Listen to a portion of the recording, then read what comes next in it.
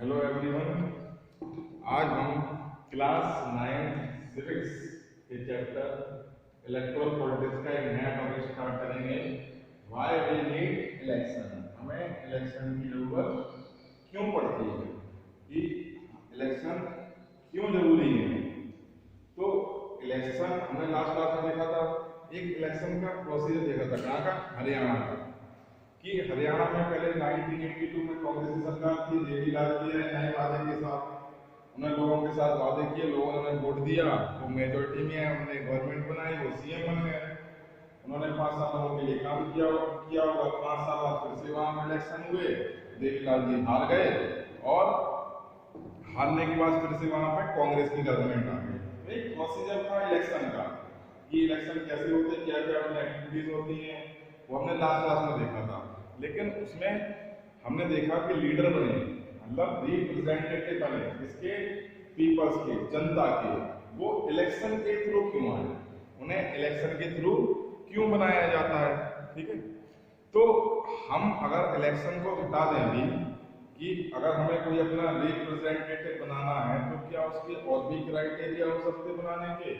अगर हम कोई अपना रिप्रेजेंटेटिव भेज रहे हैं कहीं पे, तो उसको बनाने का और वो तरीका हो सकता है कि हम मान लो एज के बेस पे बना रहे हैं, कि हमारी सोसाइटी में जो सबसे ज़्यादा एज है, इसके जो बुजुर्ग आदमी है, उसको हमें अपना रिप्रेजेंटेटिव बनाएंगे।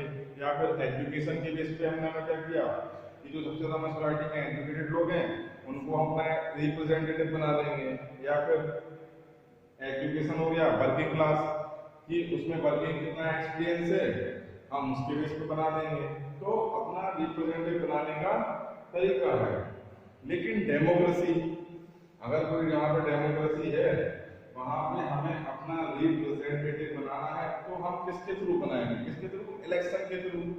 तो हमें क्या जरूरत पड़ेगी, हम इलेक्शन के थ्रू ही अपना रिप्रेजेंटेटिव बनाए। और कई तरह के बात है, देखिए हमने क्या रास्ता चुना, कि हमें अपना रिप्रेजेंटेटिव किसके थ्रू बनाना है, इलेक्शन के थ्रू, कि हम इलेक्शन के थ्रू अपना रिप्रेजेंटेटिव बनाएंगे।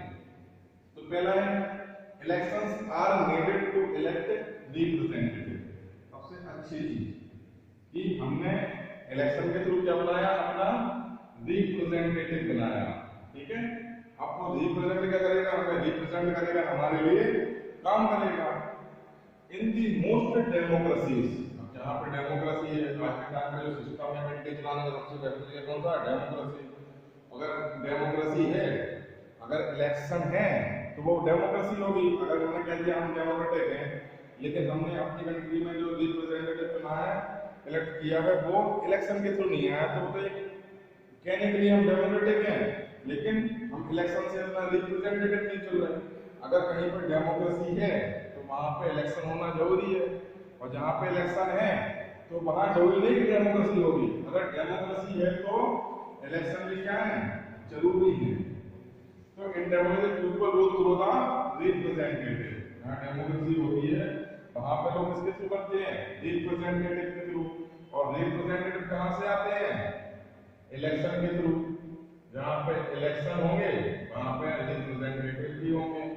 तो अगर एक हमें डेमोक्रेटिक कंट्री बनना है, तो डेमोक्रेटिक में क्या जरूरी है, इलेक्शन, और ऐसे इलेक्शन जो फ्री एंड फेयर हो।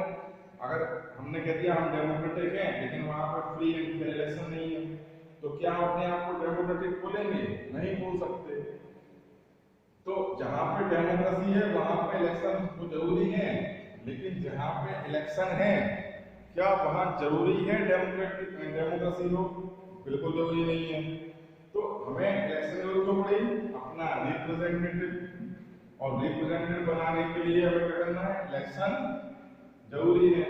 और डेमोक्रेसी है तो वहां पे इलेक्शन भी जरूरी है। सेकेंड है, elections are needed for any representative.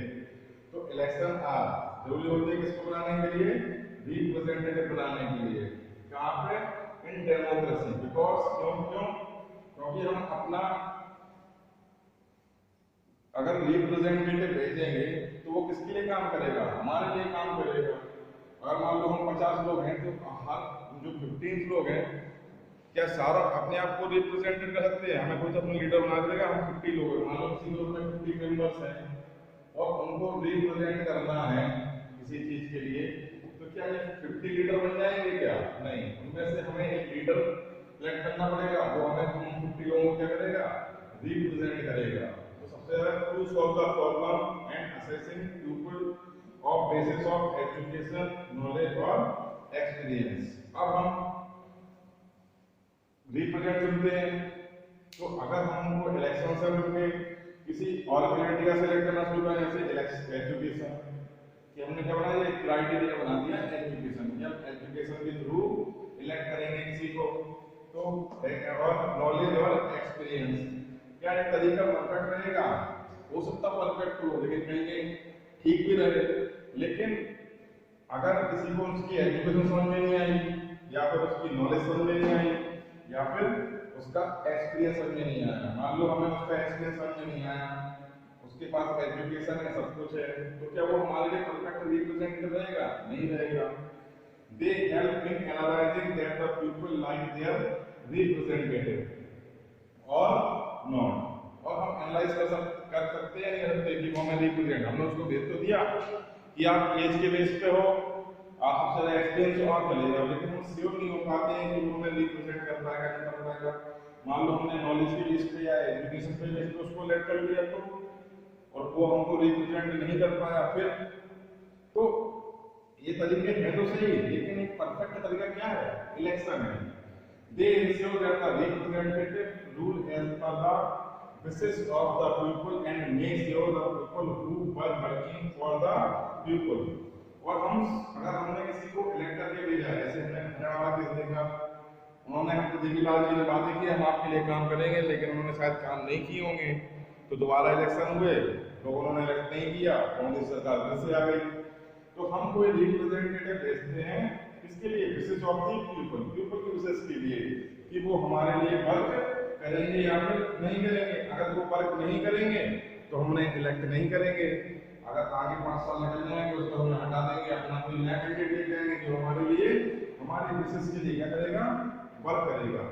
ठीक है, हमने अपना रिप्रेजेंटेटिव चुन लिया इनके बेसिस पे, लेकिन क्या हमने रिप्रेजेंटेटिव भेजा तो उस रिप्रेजेंटेटिव का काम क्या होगा? अगर इलेक्शन को कंडक्ट कराया, इलेक्शन हुए, हमने अपना रिप्रेजेंटेटिव बना लिया, और रिप्रेजेंटेटिव बनाने के लिए वो वर्क क्या करेगा? कैसे वर्क करेगा?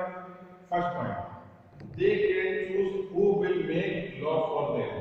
वो क्या बनाएंगे? हमारे लिए लॉ बनाएंगे कि जो हमारे लिए अच्छा है कि नहीं है। हम लोगों ने किस लिए सिलेक्ट किया?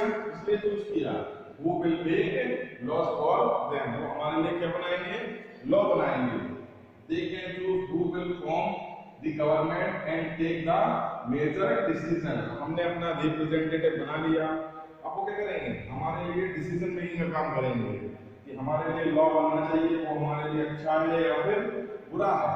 तो उससे क्या फायदा होता है कि जो मेजर डिसीजन है वो हमारे लिए, एक पूरे ग्रुप के लिए, एक रिप्रेजेंटेटिव एक मेजर पार्ट के लिए ले सकते हैं कि लोगों ने हमें बोला हमें ऐसा डिसीजन लेंगे, जो अगर मान लो 50 लोगों ने हमें इलेक्ट करके भेजा है, तो हम ऐसा रूल बनाते हैं कि जो 50 लोगों को इन्फ्लुएंस कर सके, उन 50 लोगों के लिए एक अच्छा डिसीजन ले सके। क्योंकि दूसरा काम क्या होगा? मेजर डिसीजन है। फोर्थ हमारा, दे can choose the party who policy will guide the government and law making. ये सबसे अच्छा पॉइंट है। अगर मान लो कोई कैंडिडेट है, हमने उसको रिप्रेजेंटेटिव बनाया, मान लो किसी पार्टी का एक कैंडिडेट है, हमने उसको अपना रिप्रेजेंटेटिव बनाया, तो हमने इनडायरेक्टली क्या किया कि एक पार्टी को चूज किया कि एक पार्टी का कैंडिडेट है, हमने उसको चूज किया कि वो हमारा रिप्रेजेंटेटिव बनेगा। हमने तो कैंडिडेट को चूज किया, लेकिन इनडायरेक्टली किसको चूज किया? पार्टी को। अगर वो पार्टी का मेंबर है तो उसमें कुछ ना कुछ रिफ्लेक्शन किसका रहेगा? पार्टी की आइडियोलॉजी का।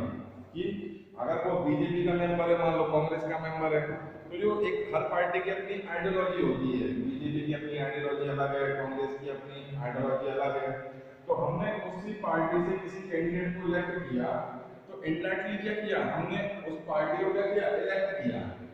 अगर उस पार्टी को इलेक्ट किया तो जो रिफ्लेक्शन आएगा कैंडिडेट में, उसकी वर्किंग करने के तरीके में, किसका रिफ्लेक्शन आएगा? उसकी पार्टी का, कि पार्टी की आइडियोलॉजी क्या है। तो वो पार्टी की आइडियोलॉजी ने सीख रखी, पार्टी में काम किया है, तो जो पार्टी ने काम किया उसने उसके अकॉर्डिंग काम करेगा वो।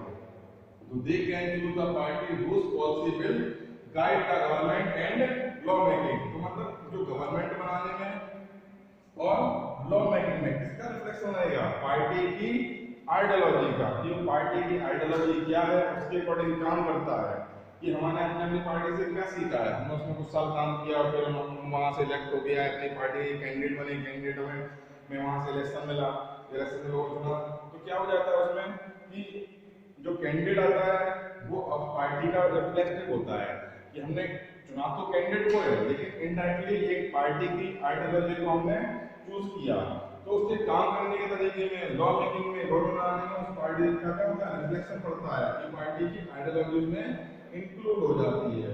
तो ये क्या था इलेक्शन कि हमें इलेक्शन की क्यों पड़ी, हमने सुधार देगा कि इलेक्शन की क्यों पड़ी, हमने अपना रिप्रेजेंटेटिव बनाने में मान लो अपना रिप्रेजेंटेटिव बना दिया तो वो वोट क्या करेगा, क्यों बनाएगा, हमारी लॉ बनाएगा, डिसीजन मेकिंग होगा गवर्नमेंट में, लॉ मेकिंग में। और जो कैंडिडेट चुन गया उसकी आइडियोलॉजी क्या है, क्या हम इंडिविजुअल की आइडियोलॉजी को मेजर कर सकते नहीं, अगर वो एक इंडिविजुअल कैंडिडेट है तो उसकी आइडियोलॉजी उसने वादे तो किए लेकिन जब वो पूरे करेगा, अगर मान लो कैंडिडेट किसी पार्टी का है तो एक सर्कल यह होता है कि बीजेपी के कैंडिडेट चुनाव में तो हो सकता है बीजेपी की आइडियोलॉजी काम करेगा, तो हमें एक आइडियोलॉजी पता लग जाती है कि कैंडिडेट में आकर वर्क करने का तरीका क्या है। अगर वो पार्टी की आइडियोलॉजी से काम करेगा तो वो आइडियोलॉजी का रिफ्लेक्शन इसके उसके डिसीजन मेकिंग में देखने को मिलता है। ठीक है, तो ये था कि हमारा इलेक्शन। नेक्स्ट क्लास में हम लोग एक नया टॉपिक स्टार्ट करेंगे अपनी क्लास 9 सिविक्स का इलेक्ट्रल फोर्स का एक नया टॉपिक नेक्स्ट क्लास में। आप उसे रीड कीजिए, समझिए, अगर कोई डाउट हो तो आप उससे डाउट क्लास में पूछ सकते हैं। ठीक है, थैंक यू।